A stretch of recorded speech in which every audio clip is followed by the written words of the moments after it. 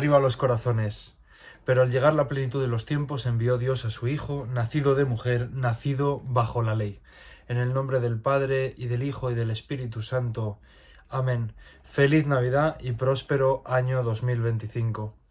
Hoy vamos a tratar una serie de cosas que he estado revisando en los últimos días a la luz de estas fechas tan señaladas y de las acusaciones que algunos grupos lanzan contra los cristianos por la celebración de este evento navideño.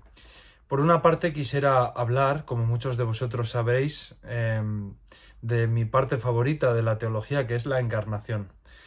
Es un poco lo que celebramos realmente en la Navidad, la encarnación del Hijo de Dios, ¿verdad? Y por otra parte, me gustaría daros alguna referencia sobre los padres de la Iglesia y cómo en tiempos primitivos se observaba este misterio de la encarnación del Hijo de Dios. Y por otra parte, vamos a hacer una revisión de algunas de las acusaciones que se nos hace de hacer una especie de reedición de algunas celebraciones o costumbres paganas, que no es el caso en absoluto, como veremos más adelante. Bueno, sin querer entreteneros mucho y sin ansia de que este sea un vídeo demasiado largo, comentaros también que tenemos muchas cosas planteadas para el año 2025. Creemos que este canal pues va a crecer bastante. Tenemos bastantes sorpresas. Os animo también, a los que no estéis, a uniros al canal de Telegram, porque ahí estamos subiendo muchas cosas, o de seguirme en Instagram si queréis. Y si no, pues tampoco pasa nada. En cualquier caso, me gustaría arrancar con las 3 consecuencias que dimanan directamente de la encarnación y que para mí configuran una hoja de ruta clarísima en la vida del cristiano en cuanto a la meditación que tenemos que hacer sobre quién es Dios como persona. La primera consecuencia de la encarnación es la dimensión kenótica de la misma.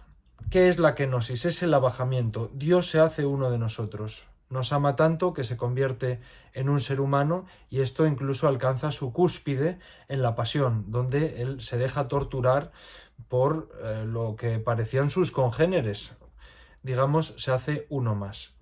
Esto contrasta con cualquier otra visión, digamos, antigua o precristiana, pagana si se quiere, de lo que es un Dios. No se planteaba jamás que un Dios pudiera ser humilde, pudiera ser casto, pudiera ser pobre, ¿no?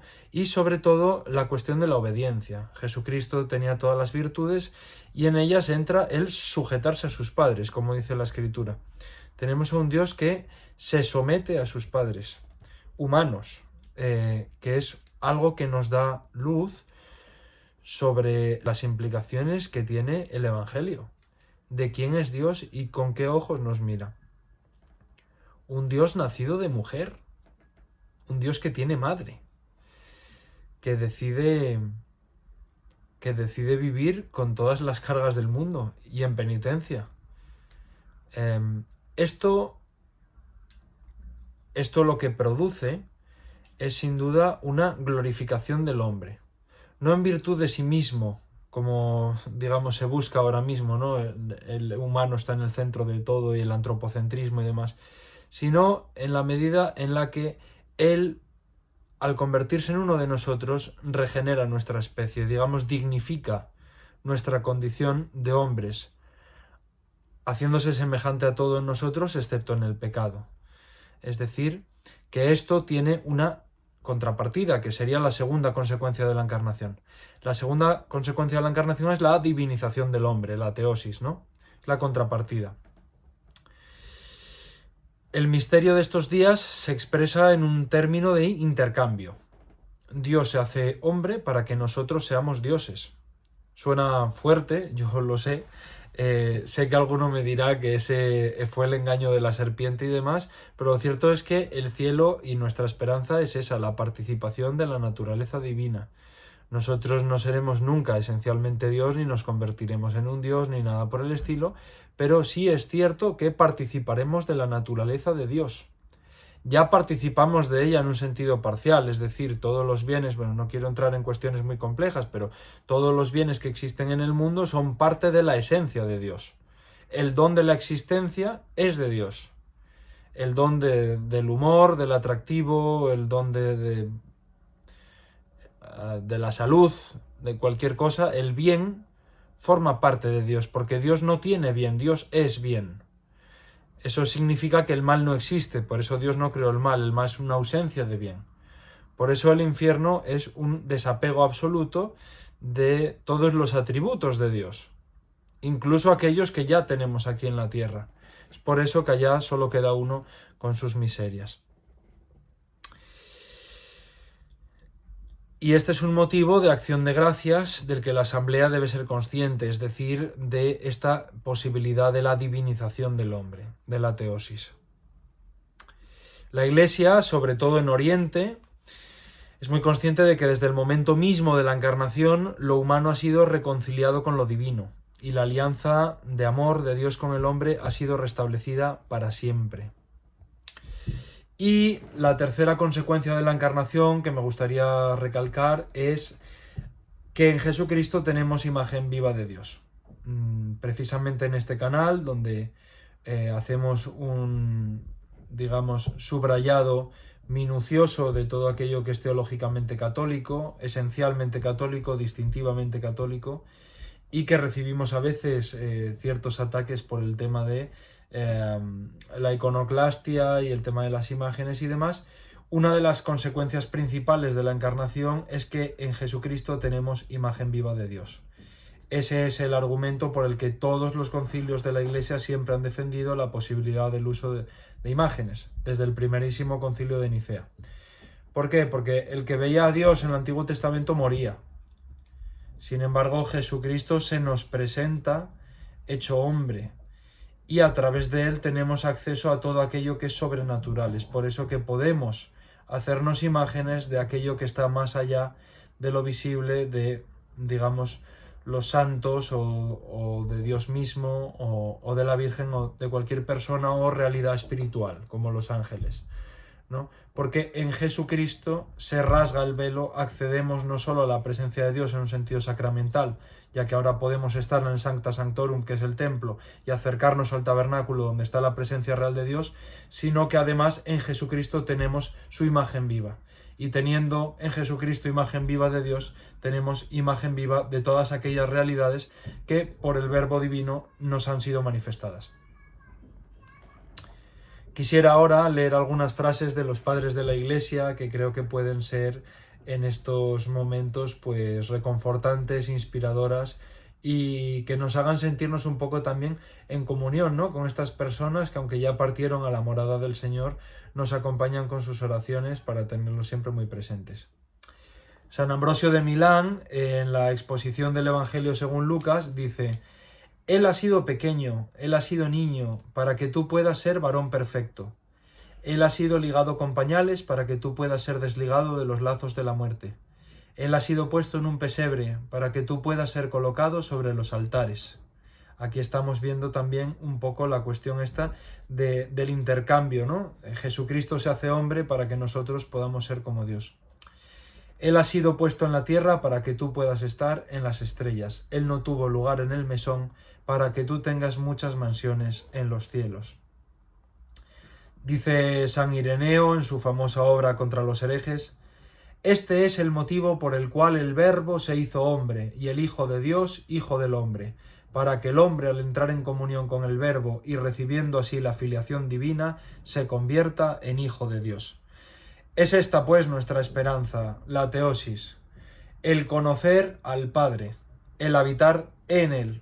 Muchas veces se ha cogido la costumbre esta cultural, sobre todo por influencia protestante, de pedirle a Dios que venga a vivir en nosotros, ¿no?, a habitar en nuestro corazón, y esto es algo bíblico y es correcto, está bien que queramos que el Espíritu sobre todo habite en nosotros, pero en lo que nos perdemos un poco a veces es en la otra parte, el pedirle a Dios que nos permita habitar en Él. Señor, déjame entrar por tus santas llagas y habitar en tu costado, abrazado tu sagrado corazón. Esta es, pues, nuestra petición en este tiempo de Navidad para Dios. Dice San Agustín en su sermón 184: Salten de júbilo los hombres, salten de júbilo las mujeres. Cristo nació varón y nació de mujer, y ambos sexos son honrados en él. Retozad de placer, niños santos, que elegisteis principalmente a Cristo para imitarle en el camino de la pureza, brincad de alegría, vírgenes santas. Indicar que cuando los padres de la Iglesia hablan de vírgenes, se están refiriendo a las monjas, ¿vale? Es la vida monacal. La Virgen ha dado a luz para vosotras, para desposaros con él sin corrupción. Dad muestras de júbilo, justos, porque es el natalicio del justificador. Haced fiestas vosotros los débiles y enfermos, porque es el nacimiento del Salvador. Alegraos, cautivos, ha nacido vuestro Redentor. Alborozaos, siervos, porque ha nacido el Señor. Alegraos, libres, porque es el nacimiento del Libertador. Alégrense los cristianos, porque ha nacido Cristo. Y por último, quisiera leeros un poema absolutamente precioso, imperdible, de San Efrén el Sirio, San Efrén de Siria. Ya hemos hablado de él en este canal en otras ocasiones. Como conocéis, grandísimo autor mariano primitivo, bastante antiguo, creo que es del siglo IV, si no me estoy equivocando, y tiene unas reflexiones que verdaderamente lo hacen a uno humillarse, ¿no?, en su falta de profundidad, ¿no?, y de meditación. Pues dice el himno 18 de San Efrén de Siria: He mirado asombrado a María, que amamanta a aquel que nutre a todos los pueblos, pero que se ha hecho niño. Habitó en el seno de una muchacha, aquel que llena de sí el mundo. Un gran sol se ha recogido y escondido en una nube espléndida. Un adolescente ha llegado a ser la madre de aquel que ha creado al hombre y al mundo. Ella llevaba un niño, lo acariciaba, lo abrazaba, lo mimaba con las más hermosas palabras y lo adoraba diciéndole: Maestro mío, dime que te abrace, ya que eres mi hijo, te acunaré con mis cantinelas. Soy tu madre, pero te honraré. Hijo mío, te he concebido, pero tú eres más antiguo que yo. Señor mío, te he llevado en mi seno, pero tú me sostienes en pie. Mi mente está turbada por el temor, concédeme la fuerza para alabarte. No sé explicar cómo estás callado cuando sé que en ti retumban los truenos. Has nacido de mí como un pequeño, pero eres fuerte como un gigante, eres el admirable, como te llamó Isaías cuando profetizó sobre ti. He aquí que todo tú estás aquí conmigo y sin embargo estás enteramente escondido en tu Padre. Las alturas del cielo están llenas de tu majestad, y no obstante mi seno no ha sido demasiado pequeño para ti. Tu casa está en mí y en los cielos. Te alabaré con los cielos, las criaturas celestes me miran con admiración y me llaman bendita. Que me sostenga el cielo con su abrazo, porque yo he sido más honrada que él. El cielo en efecto no ha sido tu madre, pero lo hiciste tu trono. Cuánto más venerada es la madre del rey que su trono. Te bendeciré, Señor, porque has querido que fuese tu madre. Te celebraré con hermosas canciones. Oh gigante que sostienes la tierra y has querido que ella te sostenga. Bendito seas. Gloria a ti, oh rico que te has hecho hijo de una pobre. Mi Magnificat sea para ti, que eres más antiguo que todos y sin embargo hecho niño, descendiste a mí. Tú estás conmigo y todos los coros angélicos te adoran. Mientras te estrecho en mis brazos, eres llevado por querubines. Bueno, pues podemos ver la absoluta profundidad del texto y bueno, San Efrén ruega por nosotros. Y por último, y para terminar este breve vídeo, quería hablar sobre algunos mitos sobre la Navidad. William J. Tighe, o como no sé cómo se pronuncia, Tighe, profesor de historia de la Universidad de Muhlenberg, publicó en 2003 un informe sobre el análisis sobre el tema del origen de la Navidad el 25 de diciembre, ¿no? Y él negaba absolutamente toda esta teoría sobre el asunto de que la Navidad viene de fiestas paganas, es una paganización sincrética del cristianismo y todos estos asuntos, y concluye diciendo que los orígenes paganos de la Navidad son un mito sin fundamento histórico. De hecho, él le pone nombre al inventor de esta teoría y como experto en los siglos XVI al XVIII, pues localiza a este personaje, ¿no?, que al final es el protestante alemán Paul Ernst Jablonski. Este pues fue, digamos, el inventor de este origen pagano de la Navidad. Vamos a explorar un puñado de casos en los que se vierten acusaciones sobre la cuestión de la fecha, de en qué fecha se celebra, ¿no? Una de ellas es que en realidad es la fiesta de Sol Invicto, ¿no? Es una fiesta pagana del Imperio Romano en tiempos precristianos y demás. Bueno, lo cierto es que la festividad del Sol Invicto se inventa o tiene su origen en el año 274 después de Cristo por parte del emperador, pero lo cierto es que si acaso era una fiesta inventada para combatir la Navidad cristiana, puesto que 70 años antes San Hipólito de Roma, en el año 204, ya sitúa la Navidad el 25 de diciembre. Luego, más adelante, sí que hubo una inculturación maravillosa donde los cristianos no quisieron perder, digamos, este nombre de Sol Invicto, atribuyéndole a Jesucristo este título de Sol Invicto que nos vendrá de Oriente, ¿no? Pero eso no tiene nada de malo, no ha de asustarle a nadie la inculturación del Evangelio. Es decir, el título de Rey de Reyes era del César, era un título pagano. No tiene absolutamente nada de malo que utilicemos, digamos, expresiones que estaban presentes en la cultura popular antes del cristianismo o en entornos, digamos, seculares, para reconvertirlos en una honra hacia Dios. De hecho, próximamente haré un vídeo sobre este tema. El cardenal St. John Henry Newman abordó ampliamente esta cuestión de la inculturación del Evangelio y algunos autores protestantes como César Vidal utilizan sus palabras de una forma en la que él pues no tenía intención de utilizarlas, como para venir a decir que el catolicismo es pagano, ¿no? Pero no es esto, sino que no tenemos una antropología tan pesimista como la protestante. Entonces todo aquello que se pueda salvar y que, digamos, identifica al pueblo, pues se recoge y se purifica adecuadamente. Bien, también se ha acusado a la Iglesia de celebrar la Navidad en la fecha de la fiesta de Saturnalia, ofrecida al dios pagano Saturno. Pero es que esta se celebraba del 17 al 23 de diciembre, no el 25, y en realidad no hay ningún tipo de conexión ni nada por lo que se pueda digamos, fundamentar esa acusación. Los árboles de Navidad, las coronas de Adviento y los ornamentos a este propósito navideño son todos de institución posterior a la desaparición del paganismo organizado en Europa. Por lo tanto, no pueden ser una cosa que se recoge del paganismo.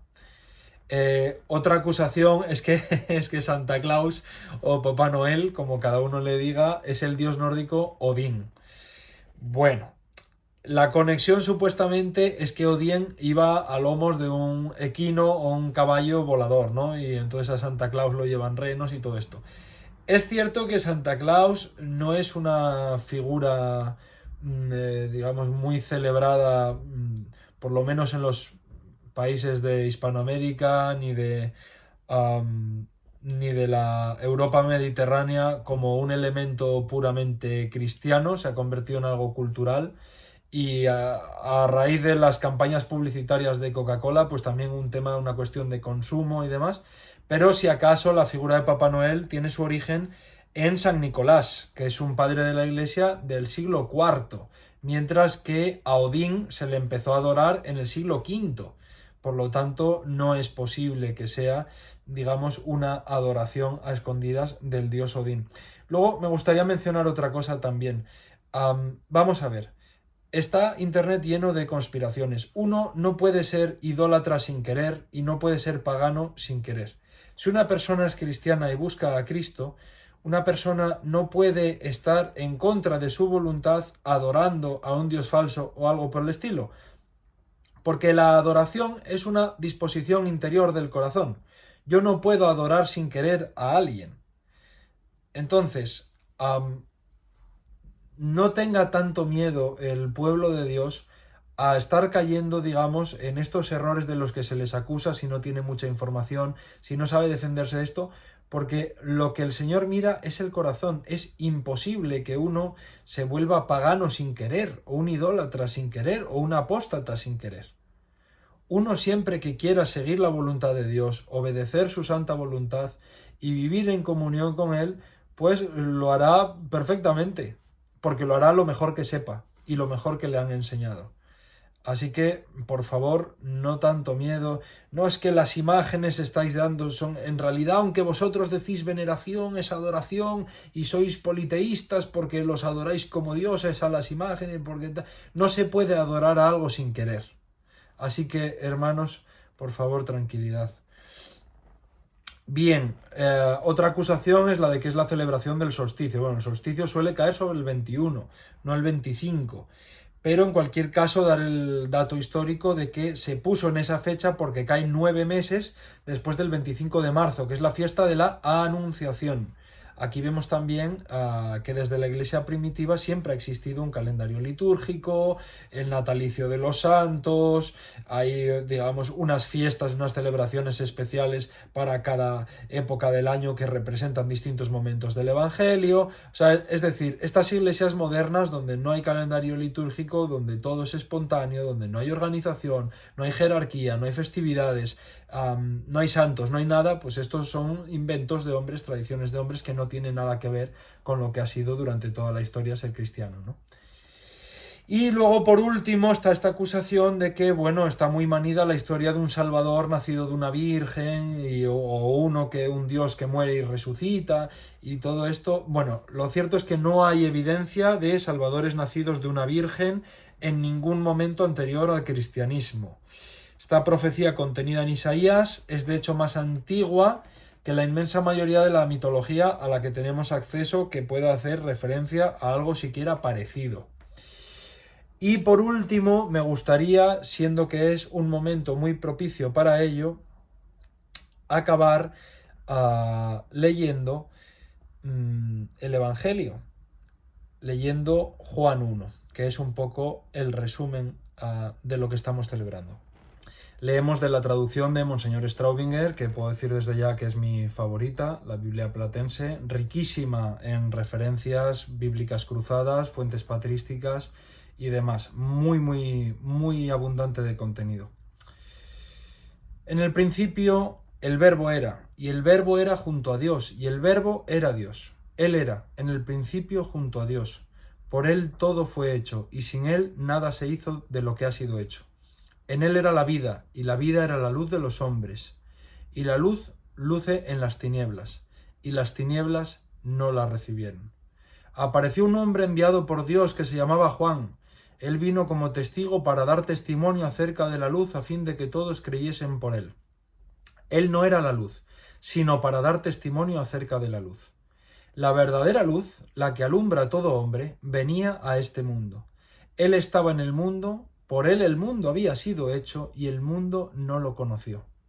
Él vino a los suyos y los suyos no lo recibieron. Pero a todos los que lo recibieron les dio el poder de llegar a ser hijos de Dios, a los que creen en su nombre, los cuales no han nacido de la sangre, ni del deseo de la carne, ni de la voluntad del varón, sino de Dios. Y el Verbo se hizo carne, y puso su morada entre nosotros, y nosotros vimos su gloria, gloria como del unigénito del Padre, lleno de gracia y de verdad. Que Dios os bendiga, que tengáis un feliz año, y nos estaremos viendo.